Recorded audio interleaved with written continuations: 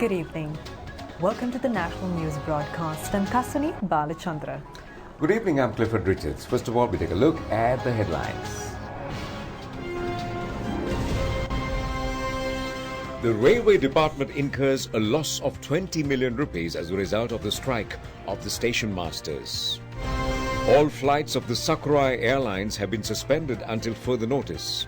One of the aircraft of the company was subjected to another emergency landing today, causing injuries to 4 passengers. Urban Development Project of the Northwestern University commences. A request to abolish the quasi-court. Digitalization of television broadcasting in Sri Lanka will be officially commenced tomorrow. Moving on to the stories in detail. General Manager of Railways, Dhammika Jayasundara, says that fulfillment of the requests of the striking railway station masters would lead the Railway Department into a greater abyss than at present. The Railway Department has incurred a loss of 20 million rupees as a result of not issuing tickets for the passengers in the past 4 days alone. Well, the Railway Station Masters Association has been engaged in an island-wide work stoppage since 24th of this month. The striking unions have refrained from issuing passenger tickets and accepting of parcels since this date. Accordingly, train passengers have travelled to their destinations free of charge without tickets today as well. A discussion between the General Manager of Railways and representatives of the Association of Striking Railway Station Masters was conducted this morning. The GMR said on this occasion that the Railway Department has already given solutions to their demands. General Manager of Railways says that all their demands could not be met. If all their requests are being fulfilled, the railways would be falling into a more dangerous state. He has also stated that if professional groups of equal status in the railways requested similar concessions, the department would not be having adequate funds to accelerate and exceed all such demands. The strikers must be reasonable in their request and quest to have justice for them, he said. He added that many of the demands have been resolved. The department is losing every day 5 million rupees due to not issuing of passenger tickets. The GMR added that he has made a complaint in this regard to the commercial division of the railways. He has also requested to recover the losses from the striking trade unions.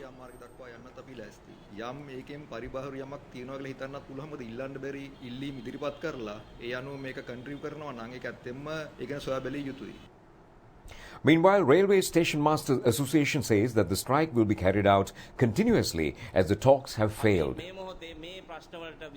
The president of the association, Sumedha Somaratna, said that as a mark of protest over the obnoxious attitude of the General Manager of Railways to their requests, they have decided to withdraw from all transportation services of fuel from the Kolonava railway station. He added that similarly they will withdraw from services in supplying raw materials for cement manufacturing as well as for transporting Prima flour from the China Bay railway station.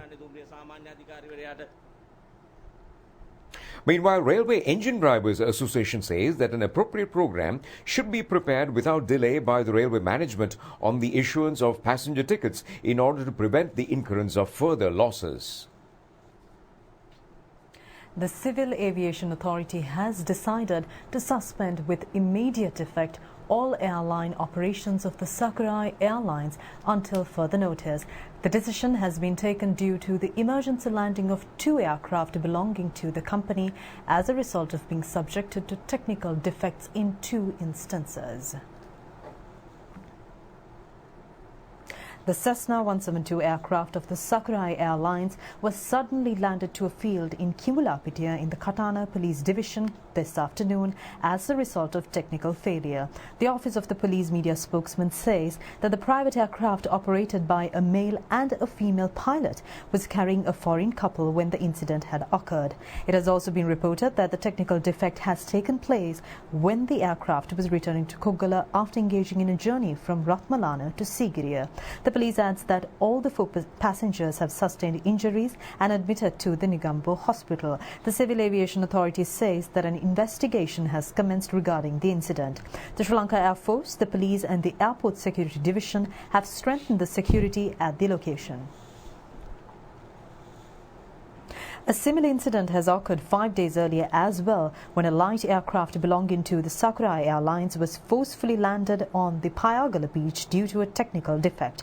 At the time of the incident, a pilot, instructor and a trainee were in the aircraft.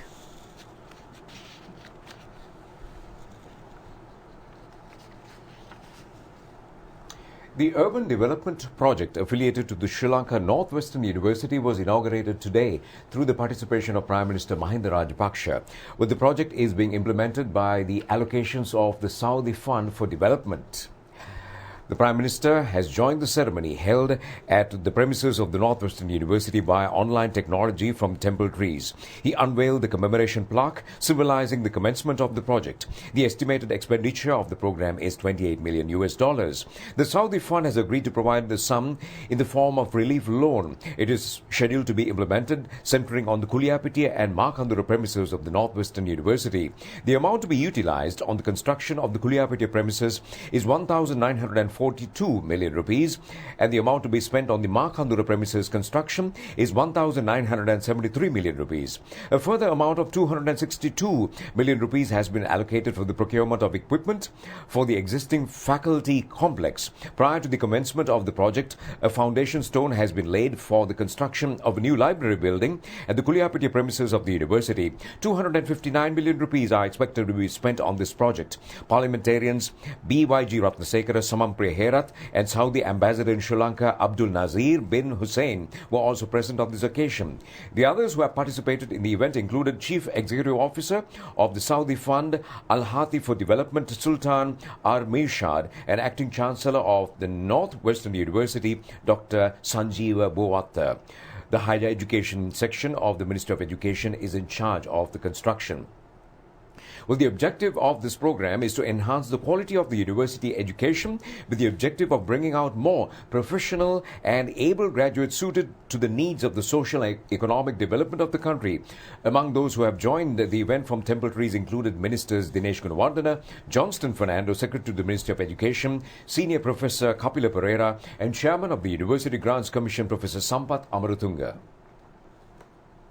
The Health Divisions points out that not only the Omicron variant, but any type of viral strains are able to be spread easily in the event of the people not following the health guidelines. Meanwhile, the Director General of Health Services has confirmed 17 COVID-19 related deaths which have occurred yesterday.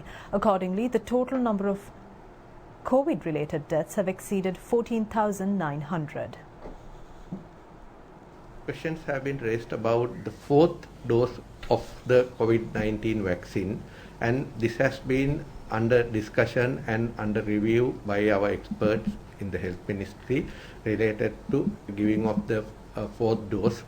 However, at this moment, the available data does not warrant to start this fourth dose immediately.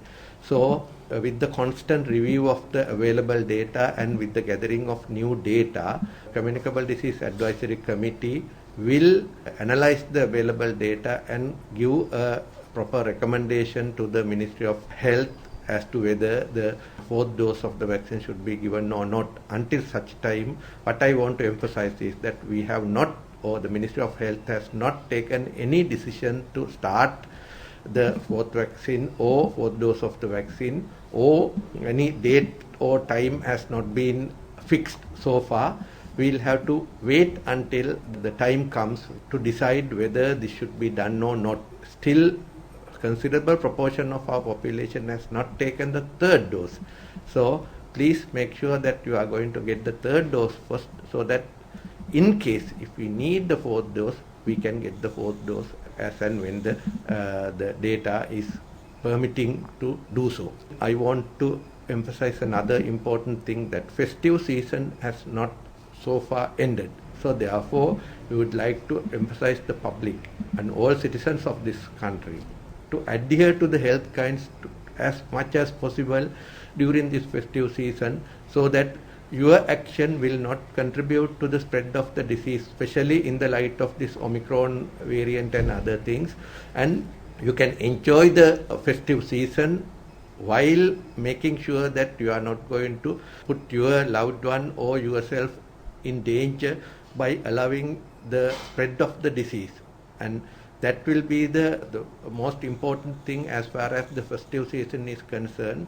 So I would like to once again emphasize that always adhere to the health guideline if you are attending to any event related to the festive season where the people are gathering and probably the risk of transmission of the COVID-19 disease is there. There have been 10 fatalities of the age 60 and above among the number of patients who had died due to the COVID-19 disease yesterday. 6 of the victims were between the ages of 30 and 59 years, and one of the victims was below the age of 30 years. The program to inoculate citizens above the age of 20 years is being carried out successfully throughout the island. So far, under the COVID immunization program, 33,203,111 Sri Lankans have been inoculated. The first dose has been delivered on 15,982,166 persons. The number of persons who have received both doses is 13,829,473. The booster dose has been administered on 3,391,472. And in more local stories, the Fertilizer Secretariat requests the farmers to return the organic liquid fertilizer provided free of charge by the government to the agrarian services centres if they are not satisfied with the products. Director of the Secretariat, Chandana Lukuhevage, says that the destruction of such fertilizer is equal to the misuse of state property. Director of the Fertilizer Secretariat, Chandana Lukuhevage, said that if any person is not willing to use these fertilizer products, they should hand them back to the agrarian service centres. He says the government has spent a large amount of money to supply these environmental-friendly local manure. Destruction of such produce amounts to depriving the opportunity for another person to use them. He further said that locally manufactured liquid fertilizer stocks have been provided for an extent of more than 650,000 hectares of land. Only a small quantity is left to be supplied. The director of the centre also said that the importers will be given permission to import the relevant fertilizer varieties according to the demand. He also said that they have already granted permission to one institution for the importation of 1,500 metric tons of urea. 6 institutions have already made orders. The director added that they have also given permission to order 2,500 metric tons of kieserite urea, zinc sulfate as well. Approval has also been given to import 913 metric tons of mixed fertilizer. Meanwhile, Minister Ramesh Pathirana at a media briefing in Colombo today said that it would become possible to completely resolve the fertilizer crisis by February next year. He added that by this time, fertilizer prices may also decline. The minister also said that in order to grant relief to farmers engaged in tea cultivation during the current interim period, the government has focused attention to provide 40 kilos of fertilizer for 100 kilos of tender tea leaves. The program is already underway in many areas. Former High Court Registrar Mohammed Zubair has requested the Presidential Task Force on One Country, One Law to make recommendations for the abolition of the quasi-courts. He has made the request when the Commission held sessions to inquire into public opinion at the Kandy District Secretariat yesterday. Well, Mohammed Zubair added that he was making the request, taking into consideration the severe injustice being perpetrated on Muslim women for a long period. He further said that he came to express his opinions voluntarily. Zubair also said that his request is based on the unfortunate recollections he had experienced during his 40-year service period in the judicial sector. The former High Court Registrar has also stressed before the Presidential Task Force that the Muslim marriage and divorce law, polygamy, as well as setting up organizations for the division of the religion must be banned. In many occasions, cases are being heard in quasi-courts by a quasi who is not an attorney at law. There have been many instances when a quasi was unable to accurately distinguish documents pertaining to the law and otherwise. He added that many instances of quasi-courts delivering verdicts in a biased manner due to lack of understanding. In many occasions, the court decisions had not been implemented. Mohammed Zubair has further pointed out that the abolition of this court system would pave the way for the female children and their parents to grant justice in maintenance cases. The former High Court registrar further said that the Muslim marriage and divorce law had created many serious social and legal unfairness to the parties. He added that the maintenance cases currently being investigated through the quasi system could be resolved in a fair manner by the magistrates' courts. The divorce cases could be resolved through district courts. Zubair added that the right to polygamy should be abolished by presenting clauses mentioned in the Quran in this connection. He added that the Islamic religious scriptures had pointed out not to divide religion into sections. He has further reiterated that giving way for such opportunities would lead to the creation of numerous extremist organizations. The One Country, One Law Presidential Task Force has already travelled in many areas in the northern and eastern provinces and obtained opinions of the people living in these areas as well as from organizations and individuals. Several professional organizations and ethnic groups representatives have also presented their views before the Commission. Chairman of the Commission, the Venerable Galagadatte Gnanasarathera, and other members, Senior Professor Sumedha Veerawardena, attorneys at law Sanjay Marambe and also Pani Vavala and Eranda Navaratna, and Chairman of the North and East Provincial Coordinating Committee, Dr. Jeevak Bandara, also was present on this occasion. Ministry of Foreign Relations decides to temporarily close the Sri Lanka High Commission in Abuja, Nigeria, the Consulate General of Sri Lanka in Frankfurt, Germany, and the Consulate General of Sri Lanka in Nicosia, Cyprus, with effect from December 31st. The Cabinet of Ministers approved the decision taken by the Foreign Ministry. According to the Foreign Ministry statement, the decision has been taken as a part of a restructuring process of Sri Lanka's network of missions and posts overseas carried out by the ministry. The restructuring is undertaken with a view to conserving the country's much-needed foreign reserves and minimizing expenditure related to maintenance of Sri Lanka's mission and posts overseas, while ensuring the effective conduct of bilateral relations in the backdrop of the grave economic challenges posed by the global pandemic. Upon closure of the three identified missions and posts, their functions including maintenance of bilateral political, economic, cultural relations, as well as consular functions as relevant, will come under the purview of accredited non-resident high commissions and embassies of Sri Lanka. In this regard, action is in process to concurrently accredit Nigeria to Sri Lanka's High Commission in Nairobi, Kenya, and the other countries in Africa concurrently accredited through the Sri Lankan Mission in Abuja, through Sri Lanka's Embassy in Cairo, Egypt, and High Commission in Nairobi, respectively. The functions of Sri Lanka's Consulate General in Frankfurt, including trade, investment and tourism promotion, as well as consular matters of Sri Lankan nationals in Frankfurt, will come under the purview of Sri Lanka's Embassy in Berlin, Germany. The concurrent accreditation of Cyprus through the Sri Lanka Embassy in Rome, Italy, will continue, with the latter handling Sri Lanka's bilateral relations with Cyprus as per current practice. The consular functions handled by the Consulate General in Nicosia will be brought under the purview of the Sri Lankan Embassy in Rome. The decision to temporarily close the three identified missions and posts is subject to continuous review, and action will be taken in due course to consider reinstatement of relevant resident missions and posts as deemed necessary.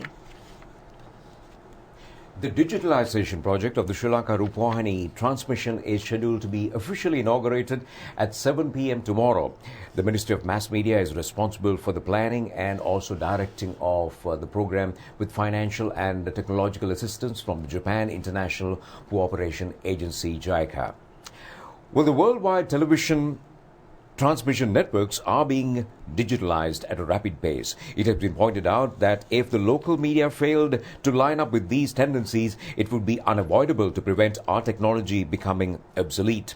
Accordingly, the National Television Transmission Digitalization Project has been planned to overcome the technological challenges as well as to eradicate wastage and inefficiency. The three sectors, the viewers, the telecasters, as well as the government, will be benefited through the digital television transmission procedure. The viewers will be accorded the opportunity for clear vision due to removal of television signal shortcomings.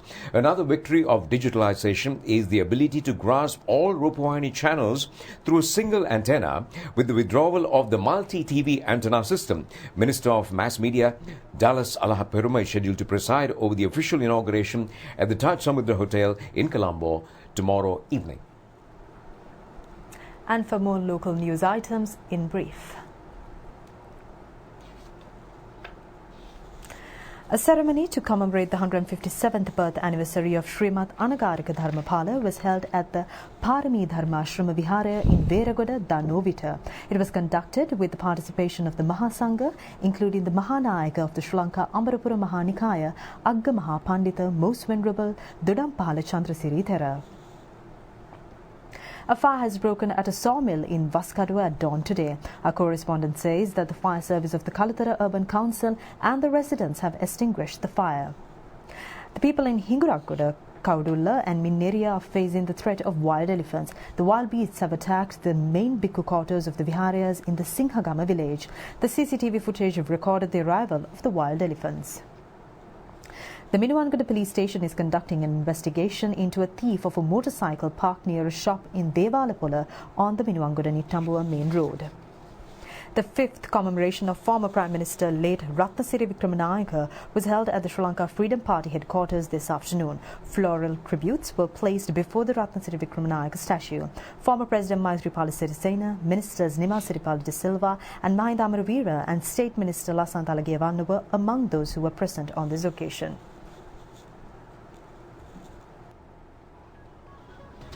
And on that note, it's time to end the news. Do enjoy the rest of the programs. Take care and good night. Good Stay night. safe.